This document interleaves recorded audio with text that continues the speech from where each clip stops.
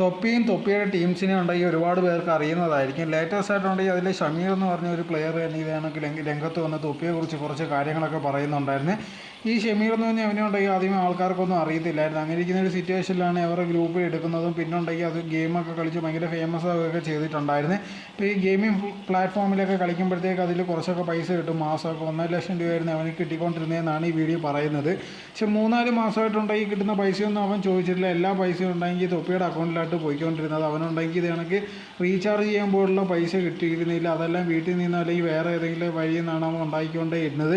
അങ്ങനെ ഇരിക്കുന്ന ഒരു സിറ്റുവേഷനിലാണ് പെട്ടെന്നുണ്ടെങ്കിൽ അവരുടെ കുടുംബത്തിലുണ്ടെങ്കിൽ അവൻ്റെ സഹോദരിയുടെ കല്യാണം ഉറപ്പിക്കുകയും അതിനുവേണ്ടി പൈസ വേണ്ടി വന്ന് എങ്ങനെയായിരുന്നാലും ശരി തൊപ്പിയെടുത്ത് ചോദിച്ചാൽ അതിനുള്ള പൈസ കിട്ടുമെന്നൊരു ഉറപ്പുണ്ടായിരുന്നു. അങ്ങനെയാണ് തൊപ്പിയെടുത്ത് പോയി ചോദിക്കാൻ തയ്യാറായെന്നുള്ള രീതിയിലായിരുന്നു ഇവൻ പറഞ്ഞിട്ടുണ്ടായിരുന്നു. അങ്ങനെ ഈ ഷമീർ എന്ന് ചോദിക്കുമ്പോൾ ഇവൻ പറഞ്ഞൊരു കാര്യം, തൊപ്പി പറഞ്ഞൊരു കാര്യം എന്ന് പറഞ്ഞാൽ ആ പൈസയൊന്നും തരാൻ പറ്റത്തില്ല.